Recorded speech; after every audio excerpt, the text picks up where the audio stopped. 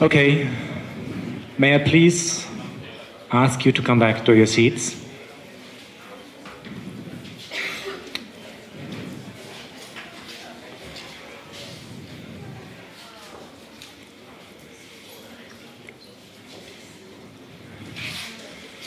I'm very happy to see that there are so many more visitors,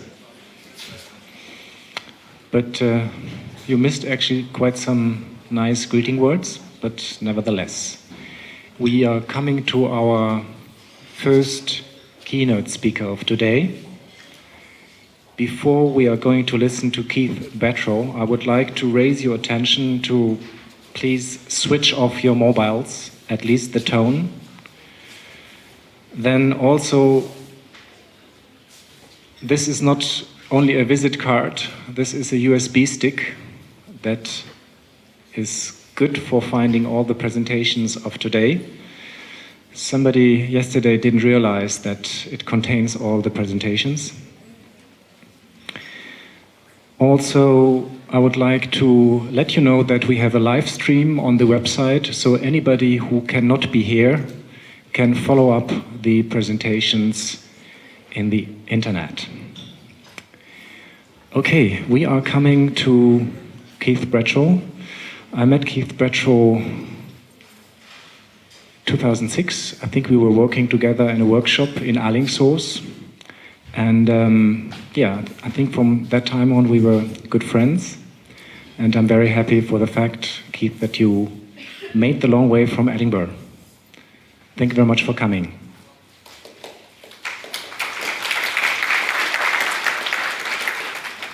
Good morning, everybody. As Michael said, my name is Keith Bradshaw. I am one of the directors of Spears and Major, that I run with my partner, Mark Major.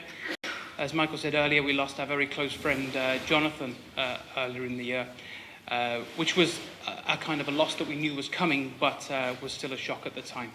What I want to do today, though, is talk about the work that we're doing now, because the one thing that we believe very strongly in at our practice, and the one thing that Jonathan would be really keen for me to make sure everybody understood today, is that we really love the work that we do. We are very, very passionate about the work that we do. It's fair to say that the work that we do is very broad, and we do that. We keep it broad very purposefully in terms of the where we work and the quality of the work that we do. But the one thing I think underpins this is the approach that we take to how we go about doing our work. And I'm going to talk to you a little bit about several things today, including the process, and also, rather than just show projects and say we did this, then we did that, then we did this, and just kind of hammer you with it, I think I'm going to talk more about some of kind of themes that are kind of relevant in our work, and kind of themes that I think are relevant particularly to this symposium. So what I was asked to talk about is the relationship between light and architecture and space. We are fortunate enough to work on like I said, a broad range of projects, but they range from small projects to master plan projects. It's something that we are very kind of keen to work at what you would call the micro and the macro scale. We feel that you can make a big impact, not just in a small space like a bar or a restaurant, but also on a city scale. And I will show you today some ways in which we approach those big problems, as it were, or those big issues. And I hope you can see a kind of commonality in the approach between the smaller work and the larger work. So as I say, the process and the approach, but I also want to talk about a very important thing, which is to do with our responsibilities. Our responsibilities as designers, and our responsibility as people who have been given the gift, as it were, of working with light. If we imagine that light is a very, very precious and very, very important resource, then the way in which one uses it very carefully and in a very kind of organized and purposeful way is very important. The thing that I'd like to start off by talking about, though, is something that we always do when we do a presentation, is to demystify the subject. Because sometimes lighting can be seen as being a very coded technical subject, which is delivered through numbers and codes and regulations and all of these things. But one thing which is very important to talk about is the fact that everybody, whether they be somebody working with light or everybody experiences light. It's a very, very emotional subject. And I think that the one thing that we have to keep remembering in our work is that the people that experience our work and see our work and also commission our work are people. Now, I know that's a very obvious thing to say, but sometimes there is an issue, I think, sometimes in urban planning, large-scale architecture, and definitely in lighting design, where sometimes people are trying to light picture postcard views, making the perfect rendered shot. Now, I'm going to show you some today, so I'm talking against myself in a way, but I think it's very important to remember that people are the ones that are experiencing the projects that we do. Because light, as we all know, is something that people have, like I said, a very strong reaction to, and is a very emotional subject. The relationship between artificial and natural light has been important since the year dot. You know, that's not a new situation, but I do think that if you talk to somebody about fluorescent light, they don't really kind of know what you mean, but if you talk to somebody about morning light, they do know what you mean. And people understand and have experienced all of these places where natural light specifically is changing and moving and beginning to kind of describe the course of the day. The other issue, which is a very cool subject at the moment, is darkness. Everybody wants to talk about darkness. I think that the thing that we're interested in when we talk about darkness is almost trying to get back down to a blank canvas, trying to understand what you're dealing with before you even start. a lot of architectural lighting design is it's a contextual subject. You have to understand where your project is, who it's for, and what are the kind of conditions around it before you even begin. It's not just something you can do immediately from plans and drawings. You have to go there and experience what it feels like before you can even start. So for us, as it were, darkness is almost kind of the base level, the kind of the blank canvas. The relationship between light and architecture is very strong, obviously. It has a very strong image. And the one thing I'm going to talk about a little bit later on is to remember that when we're working on lighting projects, how important the lit image of a project is in terms of marketing, in terms of image which then is promoted either by a client or a city or what have you. Sometimes I think that we are naive in the way that we forget we are creating wonderful marketing images or marketing statements for places. Sometimes I think we should be recognized for doing so. The control of light is very important. Natural and artificial light go together seamlessly. Adding light into projects has to be done very, very carefully. We have this mantra which is don't add, integrate. Now, you have to have a very good relationship with an architect and a very, very good way of expressing your work to convince an architect to change the size of a detail. You know, you can't just do a sketch and say, okay, there you go, it's going to be great if you do it this big and it's about this large. The cove, which they thought was going to be 50 millimeters, is now 500 millimeters. The reason why I'm mentioning that is I do think it's important that when we talk about lighting design, we have to understand architecture very, very, very thoroughly to get your way. You know, a lot of the people in our studio are trained as architects or have become very skilled at talking the language of architecture so you can actually get your work done properly. You can also be very creative with very, very, very simple light sources. This is 5,000 found umbrellas with a simple compact fluorescent lamp behind it. This is not highly sophisticated digital lighting design. This is pretty basic stuff, but the impact is very, very strong. So you can be creative sometimes with very, very little.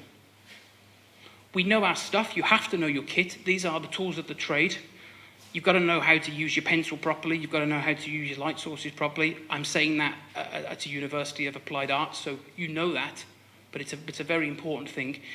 You know, I'm going to show some images today of concept projects, but what we pride ourselves on is making sure we deliver on those concepts.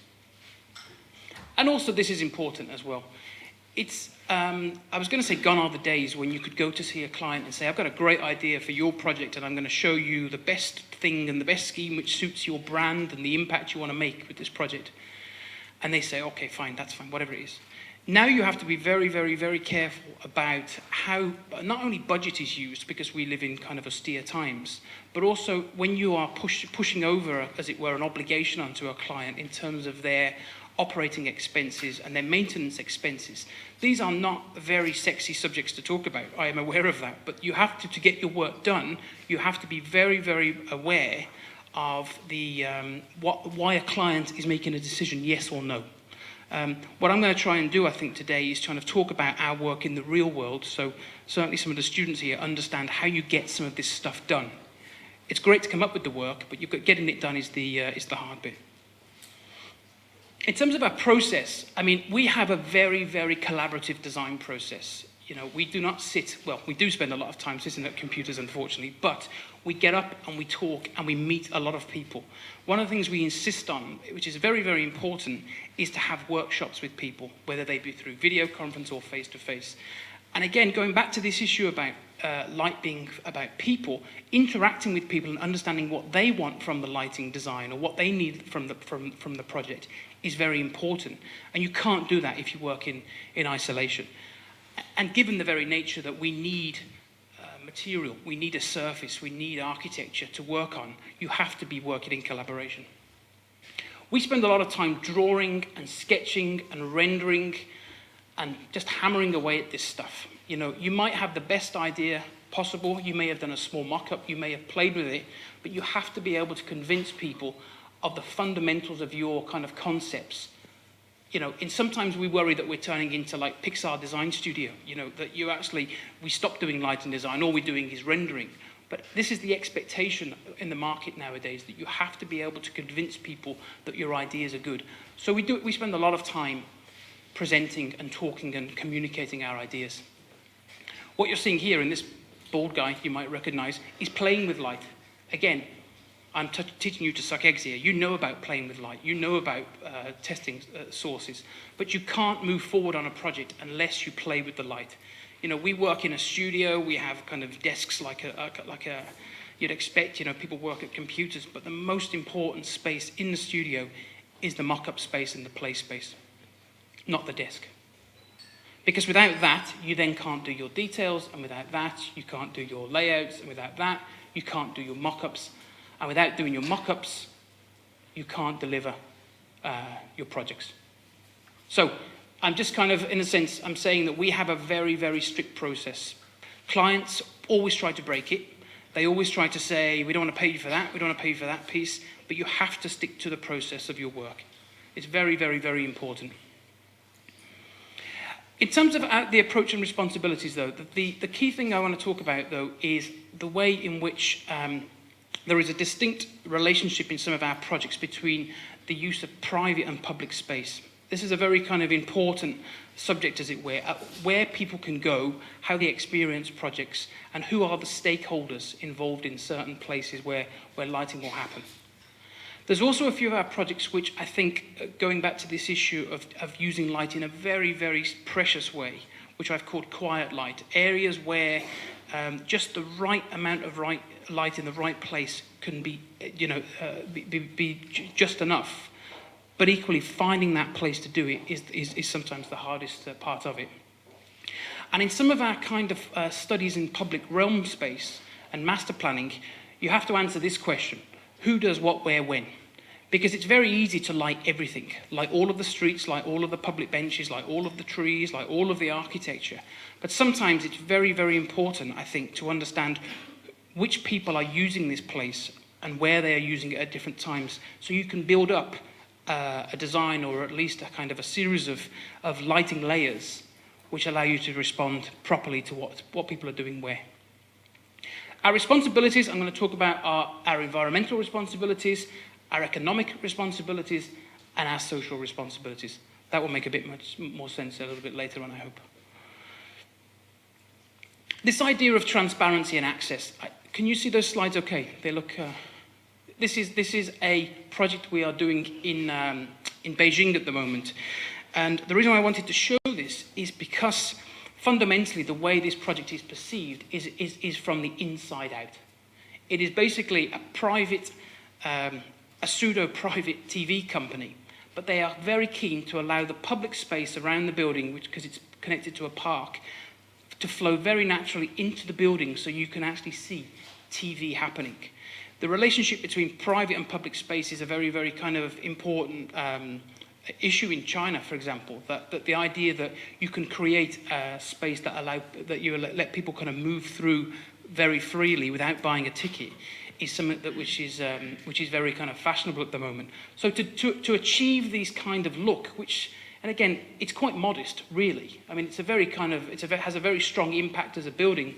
There's very little kind of exterior light. Most of the light's on the inside, but to achieve that, you have to be constantly thinking about inside and outside.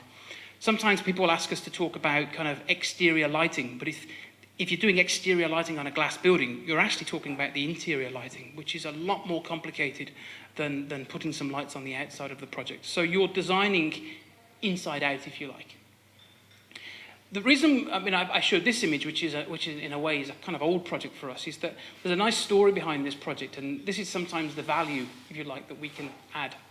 This project in Copenhagen was privately financed, and the architect and the client disagreed, to put it mildly, about the look of that facade. What you can't quite see is that whole facade there is covered in kind of steel straps.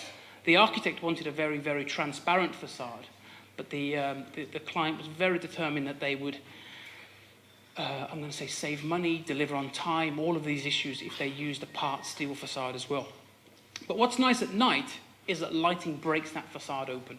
So what is by day a very, very closed-face project, by using the right kind of light inside, you break open the face of the project. So in a way, the lighting was allowed to deliver. The light delivered one of the core concepts of the project, in a sense, the architecture was struggling, but the light and the use of light on the project kind of opened that face of that building right up. Going back to China a second, given what I said slightly about kind of, it being, there's this important relationship between private and public space, one of the biggest growth areas in leisure is in golf and in opera, those famous communist pastimes. So the opera house, the kind of the phenomenon of the Chinese opera house is on the move very much at the moment. But one thing we wanted to do on this particular project, which is, a 1,600-seat opera house, very nice, I'm not going to talk in any great detail about what we're doing, but one of the really important things for us was on the outside. So what you basically have is an enormous 1,600-seat opera house and a 500-seat opera house and then a large area of public space here. And the reason why there's Pavarotti playing at the moment is we wanted to create a relationship between the inside and the outside. So if you had the money to buy a ticket, because you're part of the emerging middle class, of course you go inside and you see the show. But if you can't afford a ticket, you are in a public space with a PA system listening to the show. So what our lighting show is almost a kind of, this is almost like, the iTunes screensaver. It's the kind of visualizer of the light. It's in a way, it's a large-scale version of that. So there's almost a kind of democracy played out between the light and the sound on this particular project. And, this was an idea we went to the client with, thinking that they were just going to tell us to go away. But in a sense, when you argue the kind of the political logic of it, they can't say no. In Rome, we are working on a project again, which is a public space actually, but it's inside of a building. This is called the EUR Congressi in Rome. This is in an area of Rome called EUR, or EUR, if I say that right, EUR, which is the area that was master planned by Mussolini and the fascists. So it's a very, very kind of austere, very, very impressive part of Rome, visually impressive. But this is a hall for democratic debate. It's a very interesting kind of juxtaposition. And the architecture is extraordinarily energetic and flamboyant. So, when you look at these renders, you think, oh, wow, that's, what an incredible kind of vision, as it were. And the project is nicknamed the Cloud. So this enormous hulk of a building is actually a cloud form.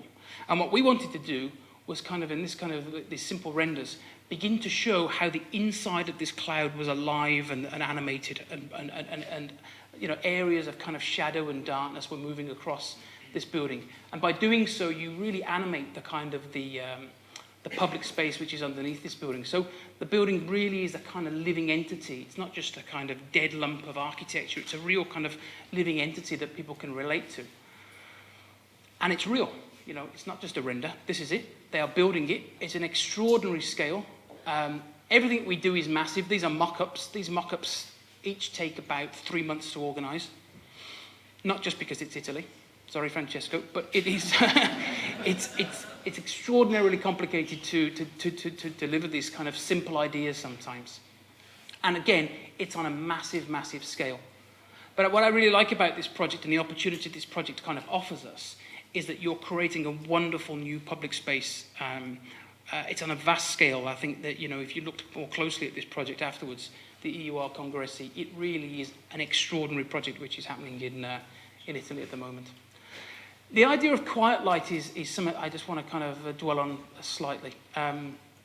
We have just finished a project with the English architect John Pawson in Hungary, in a place called Pannonhalma, which is the 12th century monastery.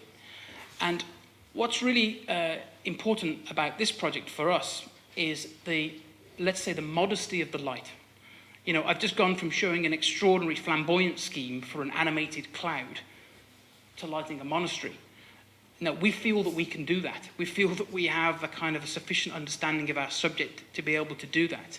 Because sometimes it's the most kind of simple effects, the simplest reveals, just with the right amount of light, which has that kind of dramatic impact that you're looking for. And when you're working, in kind of religious space, understanding the relationship between the light and the kind of the way the space is used and the liturgy is very, very important as well. And then when you're working with an architect such as John Pawson, who's famous for his very, very minimalist, reductionist kind of approach to architecture, integrating one light source is an extraordinary, extraordinary kind of process to go through. So the complete integration of light and architecture, and also, as it were, I suppose the conceptual spirit of this project, the light is really, really very much built in. Another kind of very, very simple project we just did recently, again, is like the oldest kind of shopping mall in London, if you like, called the Burlington Arcade. And again, this is not rock and roll lighting design. This is not, this is not a grand mosque. This is not a cloud. This is really very, very, very simple, modest lighting design. And I think I wanted to kind of make that point that sometimes the simplest, purest reveal is what one needs to do. Sometimes it's very easy for lighting people to get very carried away. We've got all this wonderful equipment to play with. But actually, the editing process in lighting design is extraordinarily important. The one thing I think that which is kind of extending this idea of what I said earlier about this kind of the beautiful lit postcards is to understand the 24-hour cycle of lighting design. Sometimes the artificial light does the work, sometimes the natural light does the work, and of course there's an interrelation between the two. And we learnt this very much the hard way. I mean, I have to kind of admit something here. We did a very high-end restaurant. I'm not going to say where, but we did a very high-end restaurant. And we lit it for dinner, to be honest. It looks great at dinner. Black surfaces, very kind of discrete light sources. It looks beautiful at dinner and everybody looks great in it. But if you go there at lunchtime, it looks crap. It looks crap because it's like going to a nightclub with the house lights turned on. There is not that excitement that you are kind of trying to deliver. And I think that, well, I certainly admit that on that particular occasion, I came away from that project thinking, we've got to get real with kind of how people perceive light in these places throughout the course of the day and the evening, rather than just in the kind of the sexy postcard image. Anyway, quite differently, Bergen Airport. Bergen is very far north in Norway, very far north, has extraordinary variation in not just the amount of natural light available, but also the quality of natural light.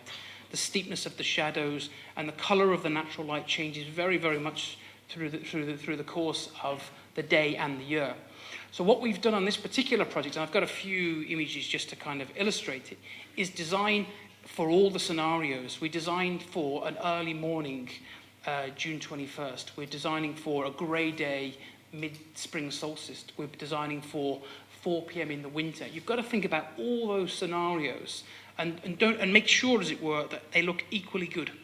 So you can't just be waiting for the kind of the hero shot at 6 p.m. on in the winter. It's got to look as good or feel as good throughout the course of the year. So in a way, these different layers of lighting that kind of come on and reveal the space need to kind of make the space look good in all of its kind of different scenarios.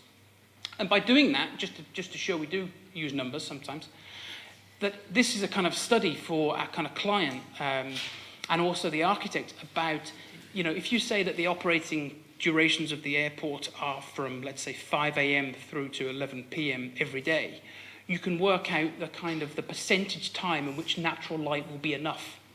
So what's shown here in orange or red is around about 75%, meaning that 75% of the time, natural light is going to light that space.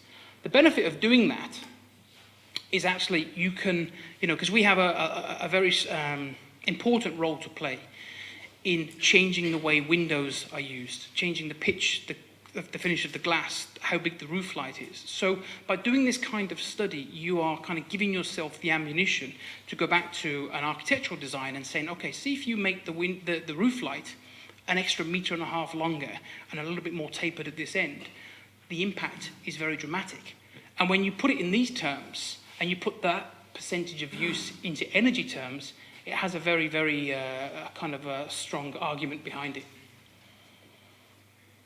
I shouldn't really show you this, but I'm going to show you because it's very relevant.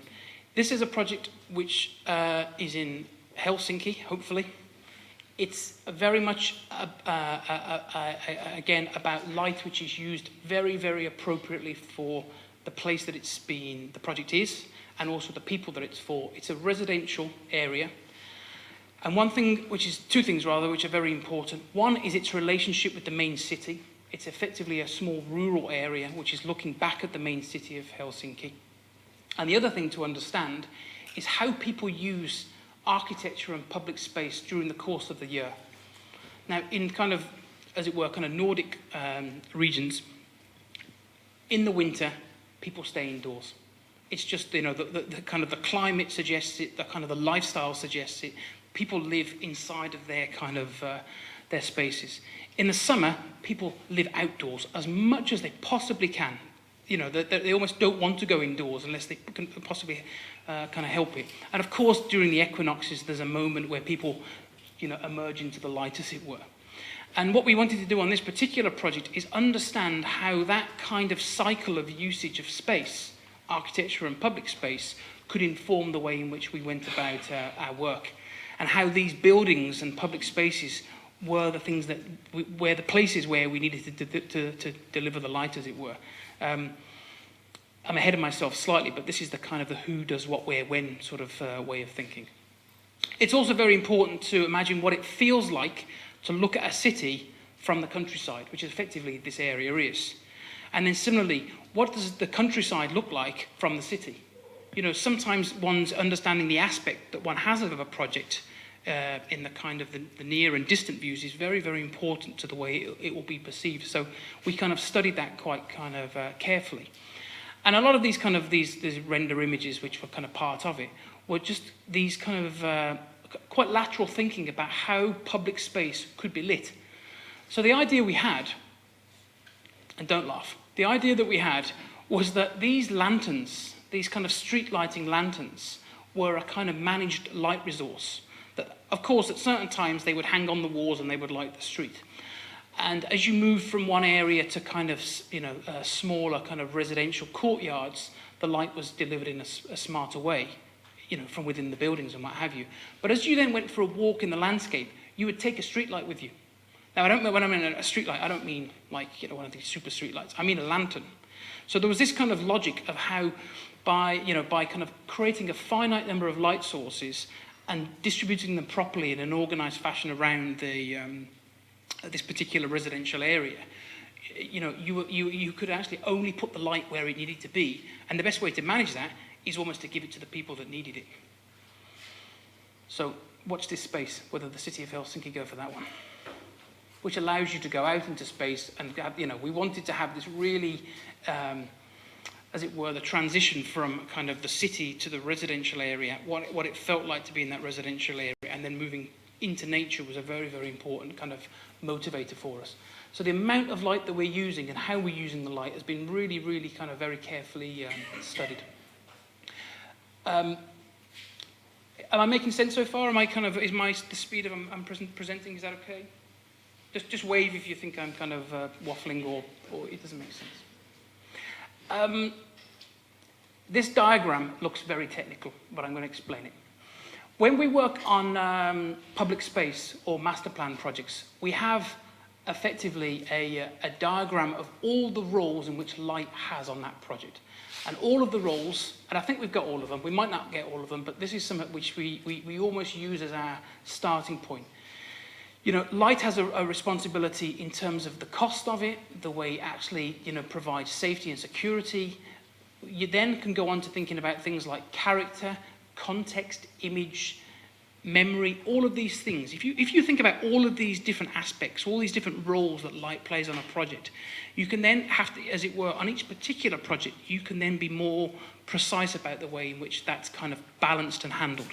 So if that is kind of the perfect kind of equal blend of everything, on certain other projects, this is an area, for example, a master plan that we're doing in part of Miami. And the diagram there, rather than being this equal wheel, is more like this. That actually on this particular project, the brand identity, the image and the character is more important than things like safety and security. That's not to say we're not going to deal with safety and security and we're not going to deal with cost issues. But certainly the primary leaders are more about the memory and the image of the place. So that in a way, that diagram becomes almost a template for what we then go on and do. Everything we then do is kind of, as it were, needs to refer back to this.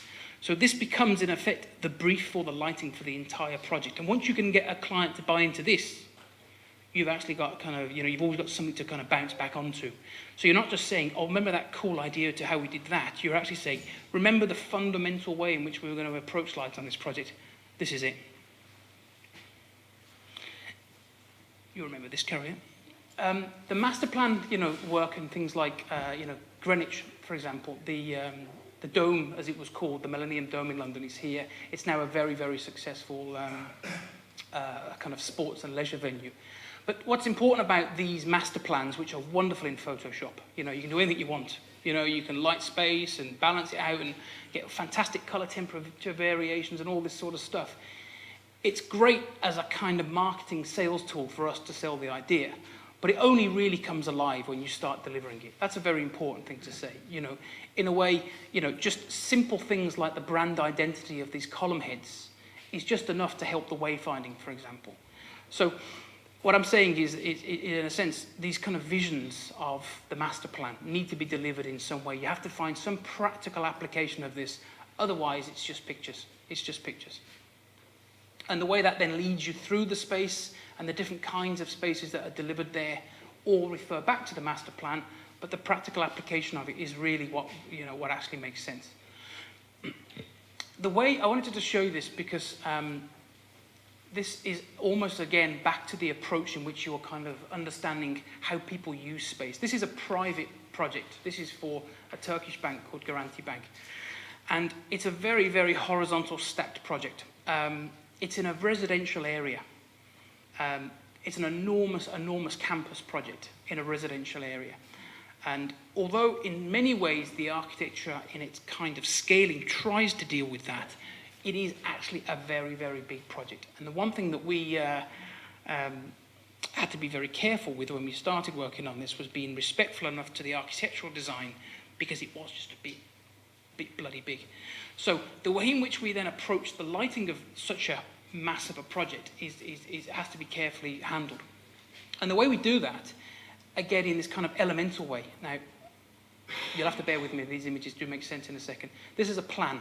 And what we do is that we understand the process, as it were, in which people use this building, where they go to, where they arrive off the street, what does the gatepost feel like, what does it feel like to walk through some of this kind of, this public realm area. And then as you move through the project into the actual architecture, what aspects of the project are you building up? So in a way, it's a very, very kind of systematic, layered approach to lighting, which understands where people are and what they're doing and delivers light quite precisely in those areas. But it's fair to say there are large areas of this project which are unlit, completely unlit. So the overall composition, now it's not quite that dark, that's the projector, but the overall composition is a very, very kind of interesting space for people to be. But this is where people work. This is not a public kind of public park. We've created a really kind of, I think, quite an engaging landscape space where people can kind of be and hang out, but still have a relationship with the architecture, which is kind of floating above them. I promise you it's not going to be that dark. The Olympics, is this still being filmed? Yes. I'm going to talk very carefully about what I say about the Olympics so I don't get shot. The Olympics was a great a kind of media story for the UK, for London specifically. I think that, we needed it, really. We really needed some kind of good news, and they did a great job in the way it was kind of branded. Many, many different lighting designers worked on this project, delivering lighting on some of the public realm, the stadiums, some of the kind of the features like bridges and all of those things. We had a responsibility which was quite interesting for us, which was almost like what you could almost call the lighting police. Our job was to make sure that all these great designs could be delivered in a way in which was kind of there was a kind of equal balance of composition across the entire site.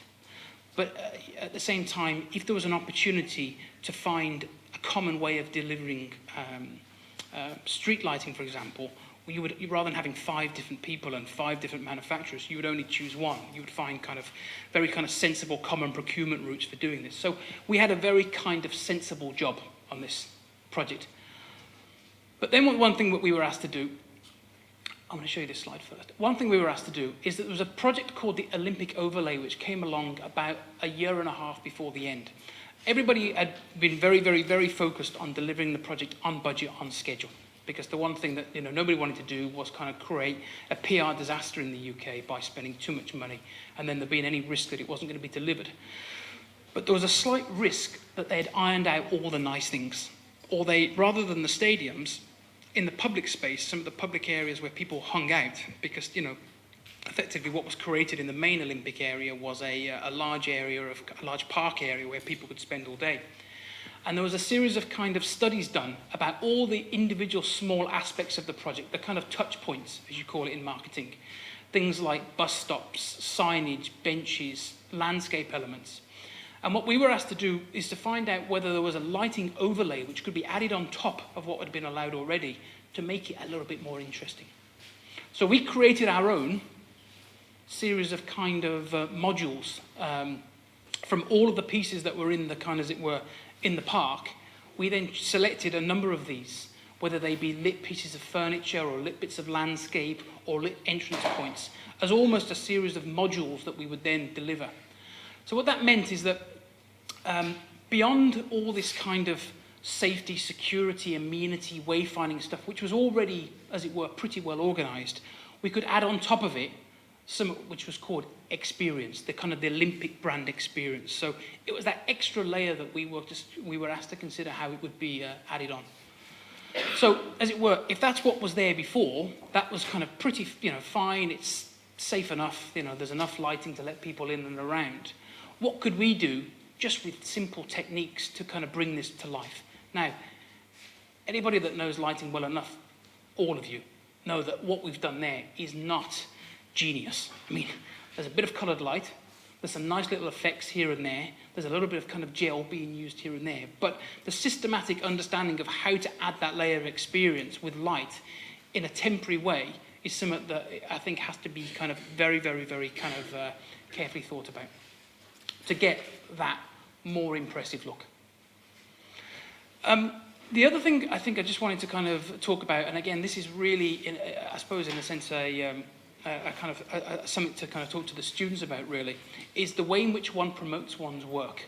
Because all these renders, these studies, these diagrams, all this sort of stuff might look great, but if you wire bound it into a little kind of A4 ring binder and give it to somebody, no one's going to read it. We have done infinite numbers of strategies that have gone straight onto the shelf and never kind of made it off the shelf. It's like that scene in Raiders of the Lost Ark, when they just put the Ark into the kind of the empty warehouse and no one's going to find it again. So what we've started to do is that we've created ways in which we present our work. Now, I'm not saying the work's any better for it, but rather than doing a ring binder, make a book. Make a book which actually makes all this very, very nice kind of render work that we do anyway come to life. It's something that you want to open. It's something that you want to show to other people. Now, the reason why I wanted to kind of show this is because this is where light has a very, very strong marketing image as well. The way in which you talk about the lit impression of a project can actually have tremendous value for a kind of somebody that's renting space, for example. This book was then taken along to potential tenants to talk about how light would change throughout the season. Now, this is stuff that we normally do in our kind of master plan proposals.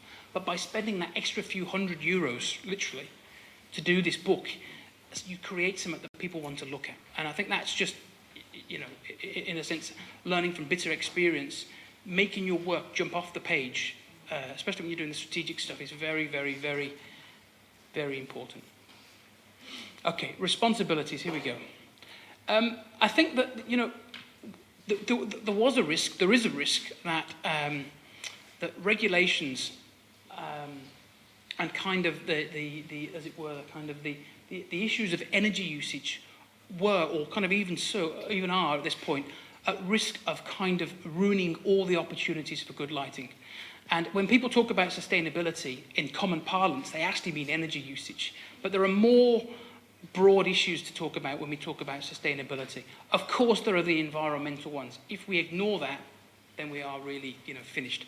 But actually, the economic sustainability of a project and the social responsibility of a project is really, really important, because if you did a very, very wonderfully low energy project which looked crap and nobody visited, as it were, the economic sustainability is gone completely out the window. So the balancing act, the very, very careful balancing act of the way in which we use light, like I said earlier, and the amount of light that we use is important. But certainly if you also talk about projects which have an economic benefit to a client and sustainable benefit in terms of people want to go there and want to be there, there is a kind of broader conversation to be had. In terms of the environmental issues, now, I'm surprised I'm showing that, but I'm going to say something quite controversial here, I think. This project is something, we've spoke about many times. I'm not going to tell you anything about the project other than to kind of raise a question about whether a project like this should be done. Because this uses a lot of energy. A lot of energy. It's a bugger to maintain. It's a really complicated lighting system which delivers this. Is it worth it? Is it worth the money? Is it worth the energy? Is it worth all the effort? And actually, that was not something we've only just started thinking about. That's something we were thinking about while we delivered this project. That's not a story we've ever really told about this project. And I think that the reason, of course, it's not without kind of limitations, but this project is a civic icon in this place. This project in Abu Dhabi is as important as the Statue of Liberty. So if you can't light that project, you should turn the Statue of Liberty off. Now, you can't say that about all projects. You can't light any mosque that way. You can't light any building with that same logic. But if you find yourself working on these projects, I think you're allowed a little bit more freedom, because if you can't deliver these kind of wonderful, evocative, emotional, civic lighting projects, then in a sense you have to then take that logic around the world and start turning Eiffel Towers off and all of those things. And you can imagine how fashionable that would be. So although that project uses an extraordinary amount of energy, I think it's still worth doing. I've got the microphone. You'll have to grab it off me to answer that, whether you believe the same. But sometimes, on a very, very different scale, you can deliver something incredibly low in energy, but with a very, very strong impact. This effectively, going back to this issue of exterior, interior, hardly any of this is designated exterior lighting. There's a little bit of stuff at the top. But effectively, what you're seeing here in the colour is actually not coloured light. It's painted surface with white light on it. So if you have this very, very, you've got to light that space anyway. You've got to make sure that people can kind of move through that space. But by handling that surface properly, you create a quite interesting kind of building block on the facade. Now, you can't just come up with that idea. You've got to have a very good relationship with an architect or an interior designer.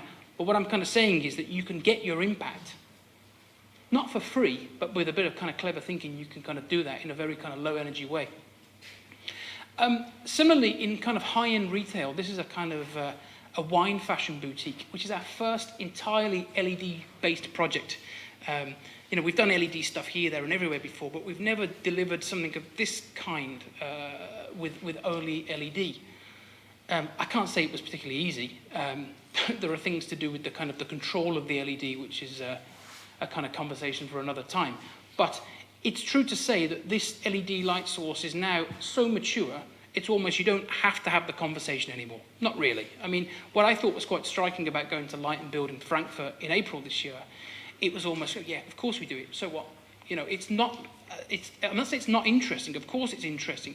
But it has now come of age to a certain point where you, in a sense, it's just part of the toolbox. It's part of the toolbox. You can do the stuff that you need to do using these LED light sources. Now, it doesn't allow you to body swerve all of the energy issues and the kind of coding issues. Of course not. But I'm saying it's now mature enough to kind of, as it were, get back to the most important stuff, which is to talk about the lighting design, not the technology. I mean, we believe that, the tools of the trade are obviously very, very important. But for a long time, I think LED became a kind of technology distraction for lighting designers. And as you approach the case, the light comes up, look at that. So as you move towards this stuff, the control, the animation of light is easy. You can do it. You can do it with this stuff. The only stuff that limits you is how good your ideas are, basically. Can you see that properly? That's a tall building. What's happening here is that there's there's a tall building that we were asked to light in a sustainable way in China. Now, you suddenly dealt with this issue where, how do you light a tall thing in a sustainable way? 350 meters tall, steel cased building needs a lighting design, but to show that the client cares about energy. So what we did, which I hope you can see here, is the architectural kind of concept is almost like an exoskeleton. It's a honeycomb, basically. And those honeycombs are kind of octagonal kind of cutouts in the steelwork. And it was very kind of, as it were, it's a vertical beehive. So what we created was a swarm of light. I never actually called it that, but that's effectively what it is. You basically, rather than throwing kilowatts and kilowatts of energy at it, whether it be LED or any other kind of light source, we created a very kind of finite amount of light. That's only about 5 kilowatts of energy. And that 5 kilowatts of energy is swarming around the building. So you actually reveal the shape and form of the building.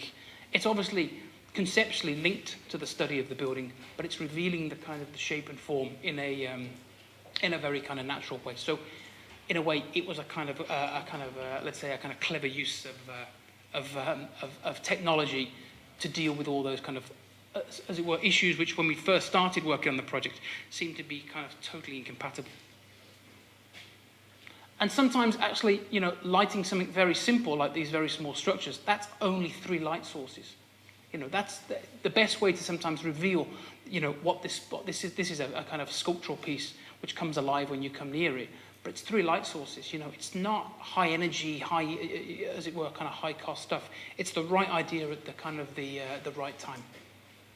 Again, very, very simple detail, very, very simple LED detail, just reveals the shape and form of the staircase. You know, the natural form of it is revealed purely by the level of art and integration. But it's just very, very simple LEDs in the handrail. It's not as kind of, as it were, you know, we started off thinking, all right, well, we'll put some theatrical fixtures onto this, we'll cut a hole into this, we'll project onto this. You've got to go right back to the pure essence of what the project is to understand kind of how to deliver the light most appropriately. Economically speaking, you know, we have been asked to light many bridges.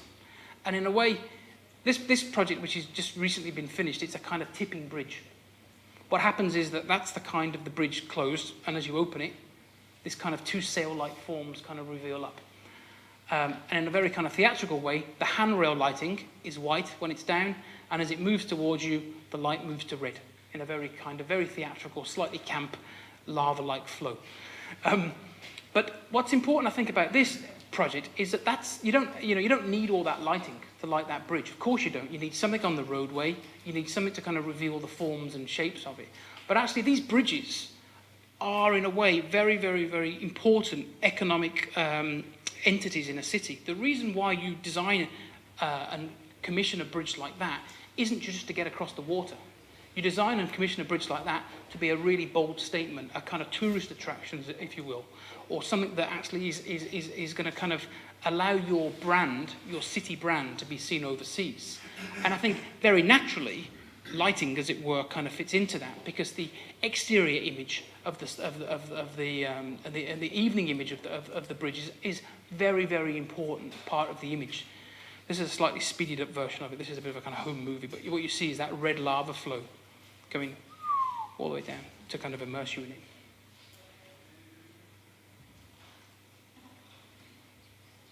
It seemed like a nice idea. So, you know, the impact is very, very strong. Another project we're doing in Rome for a brand. Again, what is the nighttime identity of a store when it's closed? You know, sometimes you turn all the lights off, or do you take the opportunity to use light to kind of promote a brand story? So we had this idea that inside, once the store is closed, that actually the building, you know, this kind of classic form of the building is revealed like a kind of proscenium arch in an opera, but the show happens inside. So, you know, by day, as it were, the merchandise is all lit and it all looks fantastic. And then at night, when nobody's in, you bring this place to life in a very kind of natural way. So you're, as it were, benefiting the client in some way, because you're creating for them, I think, a kind of after dark brand identity, which is very good economically, let's say. It creates memories. We've done the same on cities as well, where you actually, by creating places where people want to be and want to go back to, you add to the nighttime economy of the place. You know, lots of kind of UK cities specifically empty in the evening. By creating good nighttime environments where people want to be, you actually are adding